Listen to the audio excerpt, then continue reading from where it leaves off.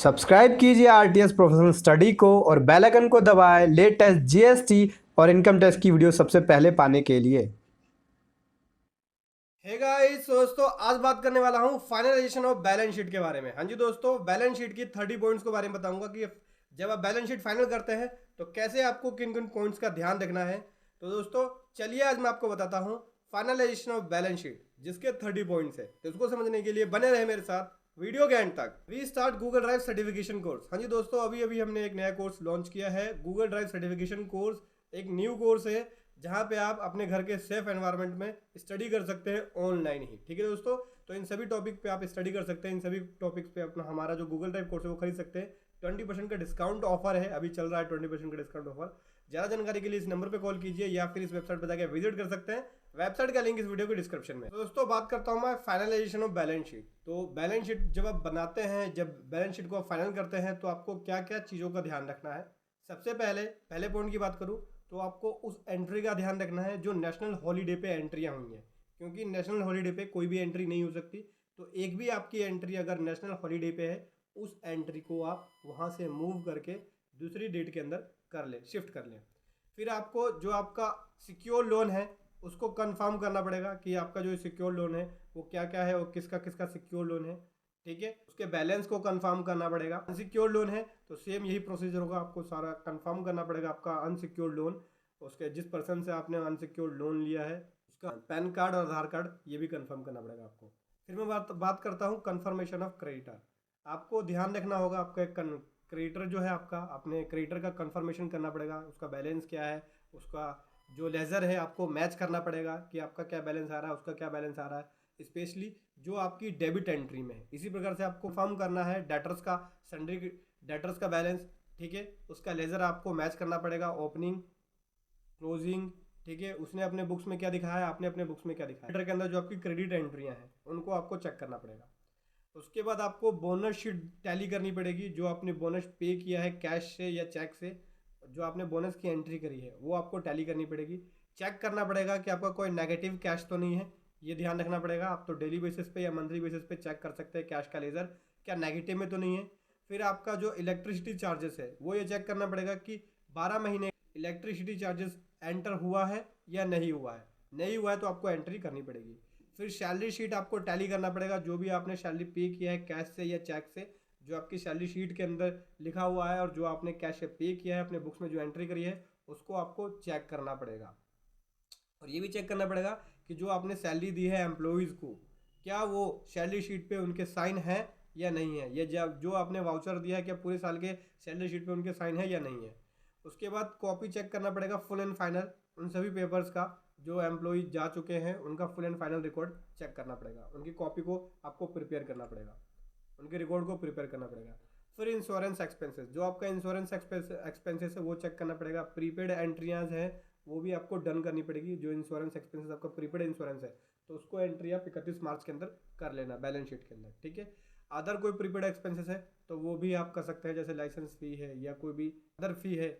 ठीक है, उसको भी आप प्रीपेड, उस तरह के प्रीपेड एक्सपेंस को आप एंट्री कर सकते हैं बैलेंस शीट के अंदर। फिर आपको ओपनिंग बैलेंस बैलेंस शीट का और क्लोजिंग बैलेंस मैच करना पड़ेगा।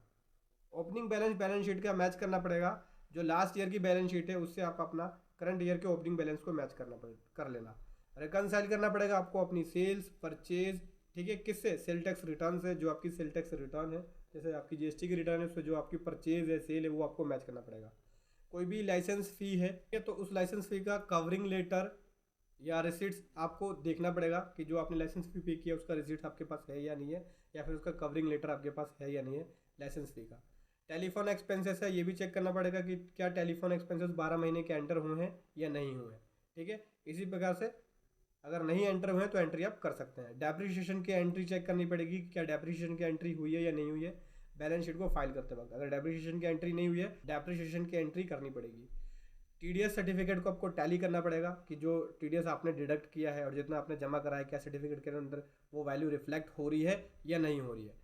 इसी प्रकार से आपको टीडीएस के रिटर्न को भी रिकनसाइल करना पड़ेगा लेजर से, जो आपके पास लेजर है टीडीएस का आउटस्टैंडिंग बैलेंस आ रहा है और आपने क्या रिटर्न में भरा है, फाइल किया है टीडीएस की रिटर्न को, और रिकनसाइल करना पड़ेगा सभी बैंक अकाउंट्स को, जो जो आपका बैंक अकाउंट है, और रिकनसाइल करना पड़ेगा, रिकनसिलेशन करना पड़ेगा।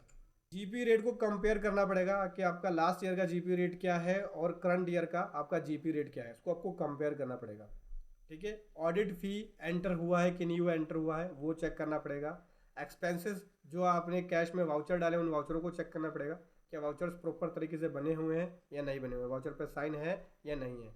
सभी डेबिट नोट क्रेडिट नोट को चेक करना पड़ेगा, उस पर साइन होना चाहिए, साइन आपको चेक करना पड़ेगा। जितने भी आपकी कैश रिसीट्स है, कैश रिसीट्स के वाउचर है, उन पर साइन करना पड़ेगा। जितने भी आपका डिस्काउंट्स है, शॉर्ट एंड एक्सपेंसेस है, बैड डेट्स है, उनके आपने वाउचर बनाए हैं नहीं बनाए, उस पर साइन होना चाहिए। ठीक है, अभी आपका प्रीवियस ईयर का हेड है एक्सपेंस का, P&L का, ट्रायल बैलेंस का या ट्रेडिंग बैलेंस का, तो वो आपका करंट ईयर के अंदर वो हेड होना चाहिए, ये भी चेक कर लेना आप। ठीक है, जैसे कि आपको चेक करना पड़ेगा ITR के साथ चलान लगे होना चाहिए, या आपने जो GST की रिटर्न भरी है, वैट की रिटर्न भरी है, या कोई भी आपने अमाउंट जमा कराया जैसे ESI EPF, तो उसका आपको अमाउंट, उसका आपको चलान चेक करना पड़ेगा अपनी फाइल के अंदर। आपको सभी चलान को देखना पड़ेगा। TDS की रिटर्न अगर जमा करते हैं, TDS जमा करा रहे हैं तो उसका चलान, जो इनकम टैक्स जमा करा रहे हैं उसका चलान, EPF का चलान, ESI का चलान, तो इसकी प्रॉपर आपको फाइलिंग करनी पड़ेगी, इसका चलान आपको रखना पड़ेगा। जो आपका एक्सपेंसेस पेबल है उसको आपको एंट्री करनी पड़ेगी, जैसे इलेक्ट्रिसिटी पेमेंट हो गया या वाटर एक्सपेंसेस हो गया, तो एक्सपेंसेस पेबल के अंदर इस तरह की एंट्री आप कर सकते हैं बैलेंस शीट के अंदर। फ्रेट इनवर्ड आपका कितना है सभी परचेज पे, सेंट्रल परचेज पे, वो एंटर है कि नहीं है ये देखना पड़ेगा आपको। एक्सपेंसेस जो है आपका रिलेवेंट एक्सपेंसेस हेड के अंदर ट्रांसफर है कि नहीं है। पेमेंट्स को चेक करना पड़ेगा, प्रीवियस ईयर का एक्सपेंसेस पेबल है, प्रीवियस ईयर का जो एक्सपेंसेस है वो पेबल है कि नहीं है, उसको चेक करना पड़ेगा। अगर अभी भी आउटस्टैंडिंग में है प्रीवियस ईयर का एक्सपेंसेस पेबल, तो आपको उसको पेमेंट की एंट्री से सेट ऑफ करनी पड़ेगी। ठीक है दोस्तों, तो इन सभी पॉइंट्स का आपको ध्यान में रखना है जब भी आप बैलेंस शीट को फाइनल करने लगे। ठीक है, इसके अंदर एक दो पॉइंट और बता देता हूँ। अगर आपके पोर्टल पे ITC पड़ा हुआ है तो आपको ये भी चेक करना पड़ेगा कि आपके बुक्स के अंदर कितना ITC पड़ा हुआ है। ठीक है, GST पोर्टल पे या कैश लेजर के अंदर कितना बैलेंस है, और आपने बुक्स के अंदर आपने कितना बैलेंस दिखाया है, दोनों बैलेंस बराबर होना चाहिए, उसके बीच का कोई भी डिफरेंस नहीं होना चाहिए, तो ये भी चेक करना पड़ेगा। ठीक है दोस्तों इन सभी पॉइंट्स को डाउनलोड करना चाहते हैं तो वीडियो के डिस्क्रिप्शन में इसका लिंक मिल जाएगा, वहाँ से जाकर आप इसको डाउनलोड कर सकते हैं। वीडियो कैसी लगी जरूर बताएं। Thank you so much. जय हिंद, वंदे मातरम।